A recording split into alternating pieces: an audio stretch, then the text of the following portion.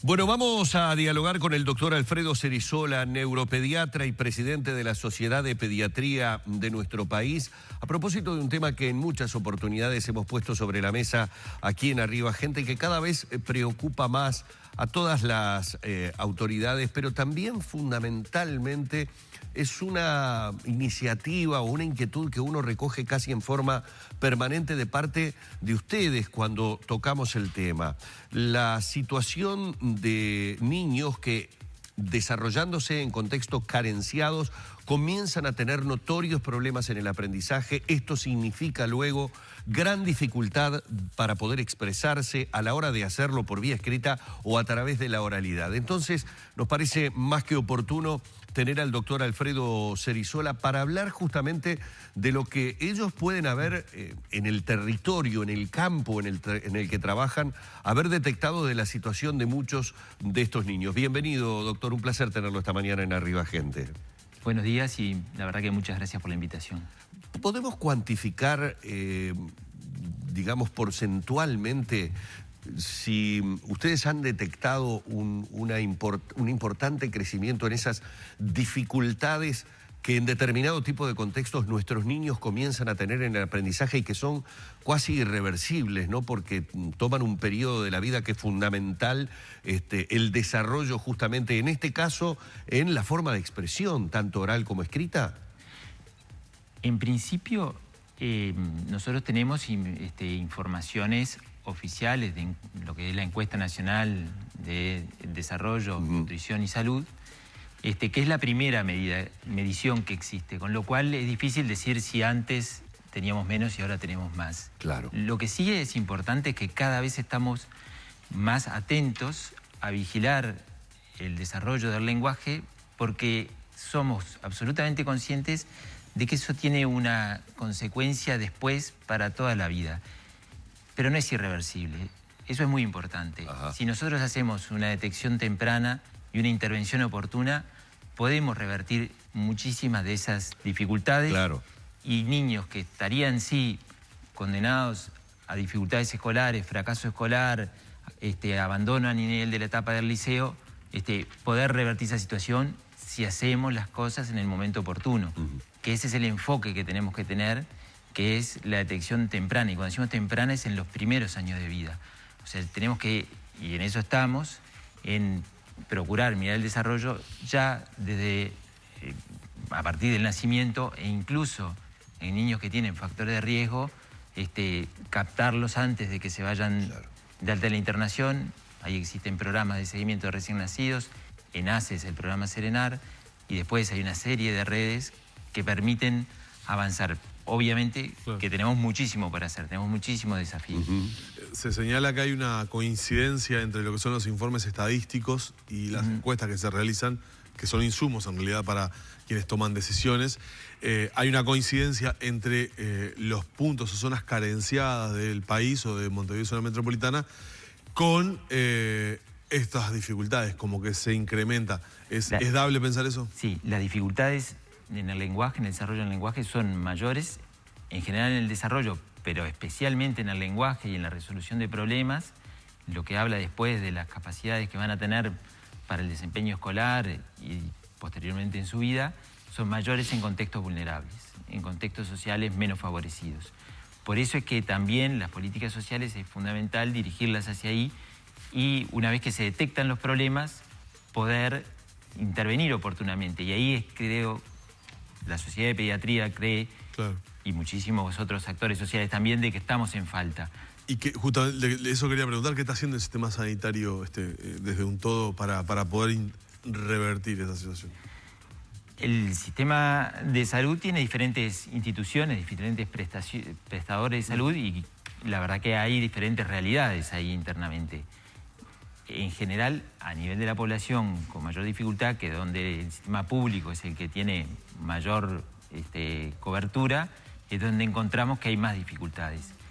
Y la Sociedad Uruguaya de Pediatría ha venido trabajando en esto ya hace años, en relación a tratar de que con las herramientas que disponemos, esos niños que cuando uno los ve en la consulta y detecta el problema, Cuando yo veo un niño, ¿no? O cuando el pediatra en la policlínica, ¿no? En la policlínica barrial ve el problema, lo detecta, rápidamente pueda existir un mecanismo de derivación hacia la estimulación específica, fonoaudiológica y psicomotriz, para intervenir oportunamente y revertir. Y eso hoy en día no está tan instrumentado.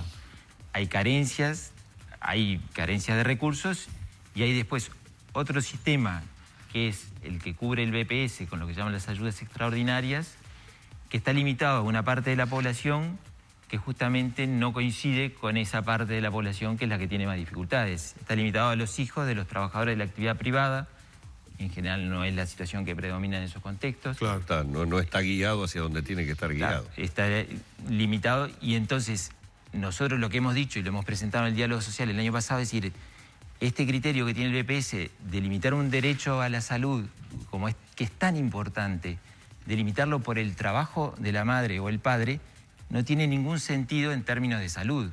Podrá tener sentido en términos administrativos, pero si el BPS se encarga de eso, al lado tiene que haber otra ventanilla que se encargue de los otros, porque los derechos de la salud son universales. Exacto. Todos los que tienen necesidad tienen que tener acceso a la salud. Y en eso, que además es uno de los objetivos sanitarios nacionales que el mismo Ministerio de Salud Pública ha definido, que es la disminución de las inequidades en el acceso a salud, es donde estamos fallando. Doctor, ¿y a qué responde esto? Puede parecer la pregunta un poco de perogrullo, pero es un tema de la alimentación que los niños han recibido. Es un tema que no solo tiene que ver con la alimentación, sino puede llegar incluso desde la panza de la madre a tener esas dificultades. Es decir, usted habla, esto puede ser revertido, pero en la medida que el tema sea detectado y empecemos a trabajar desde temprana edad. ¿Cuán temprana tiene que ser esa edad?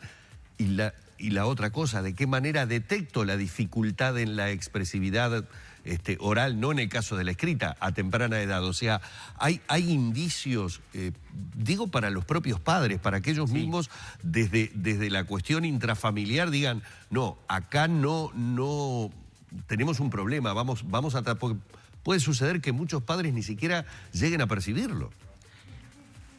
El problema empieza, o las condiciones se empiezan a gestar, sí, te diría desde antes del embarazo, desde la constitución familiar y el grado de educación al que han podido acceder los padres. El embarazo es muy importante, el control del embarazo, la prevención de todo lo que puede ser complicaciones del parto prematuro, pero después está en la vigilancia del desarrollo a partir de que el niño nace en los primeros años de vida.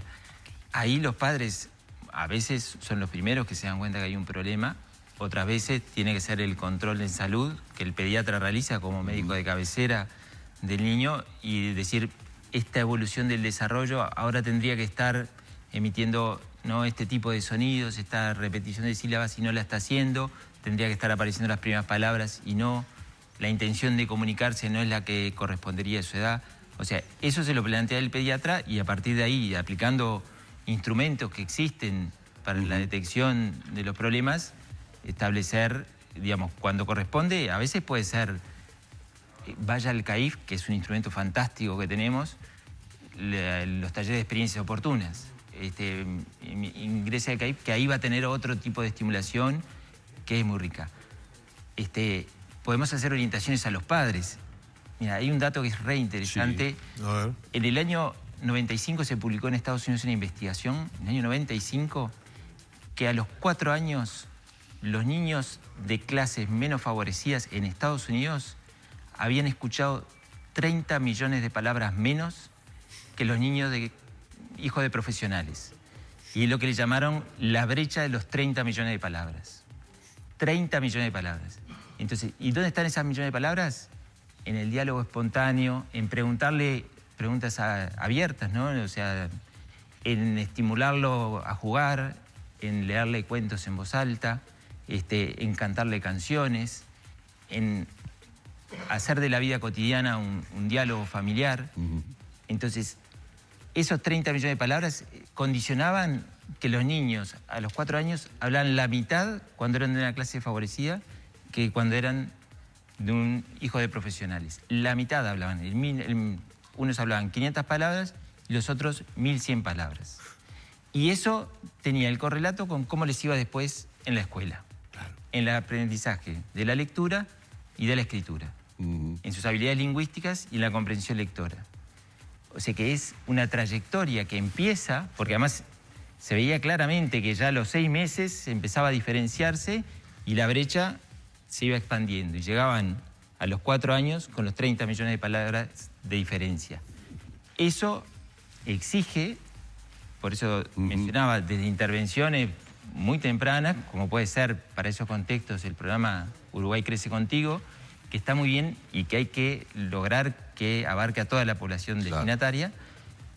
Hay otros programas también que intervienen. El control de salud es fundamental porque en la salud controlamos el desarrollo, pero después que detectamos el problema tenemos que poder tratarlo, porque hacer el diagnóstico y no tratarlo es doblemente cruel. O sea, incluso le estamos generando una angustia a los padres de decirle, su hijo tiene un problema. Y está condenado. Su problema, pero lamentablemente, o porque usted no tiene trabajo en este momento, o porque es maestra en la escuela pública y no en la escuela privada, no le podemos brindar esta oportunidad que tendría si la situación fuera diferente. Esto lo hemos planteado ya a las autoridades, hemos enviado carta también a diferentes instituciones, lo hemos presentado en el diálogo social, que fue una iniciativa muy interesante el diálogo social, pero para diálogo faltó el retorno. Claro, faltó la respuesta. Por lo menos en algunas instancias, claro, digamos, claro. Y esto lo comentamos incluso en instancias presenciales y tuvimos ahí como un retorno, realmente tenemos que resolverlo, pero no se resuelve y creemos que es muy importante hacerlo. La verdad que para seguirlo el tema y para que se logre universalizar, ¿no? Para que se abarque a todos nuestros niños, un tema que seguramente, bueno, ya lo he visto por nuestros mensajes en Facebook, ha generado muchas preguntas, especialmente de padres y madres que, claro, quieren estar atentos a lo que puede ser justamente la atención temprana sobre determinado tipo de indicios que permitan ese trabajo que revierta una situación, ¿no? Ahí es fundamental que frente a las dudas, porque los padres muchas veces, las madres, que son las que conviven más con sus hijos, muchas veces tienen dudas sobre el desarrollo, se las planteen a su pediatra, ¿sí? Le comenten, tengo esta preocupación, tengo esta duda, y ahí hay que ver, es muy complejo el control del desarrollo y por eso nosotros creemos de que es importante que en Uruguay, que somos un número de pediatras suficientes para atender a toda la población de niños y adolescentes, lo hagamos los pediatras. Porque nosotros decimos el primer nivel de atención es un sector de alta complejidad. No porque tengas que usar resonancias magnéticas para hacer esos diagnósticos, porque tenés que usar el juicio clínico, claro, en un momento en que el niño va evolucionando y que es muy difícil. Sí, queda clarísimo. Vamos a agradecerle al doctor Alfredo Cerizola, neuropediatra, presidente de la Sociedad de Pediatría, estos minutos en la mañana de Arriba Gente. Muchas gracias, doctor. Un placer haberlo tenido, ¿eh?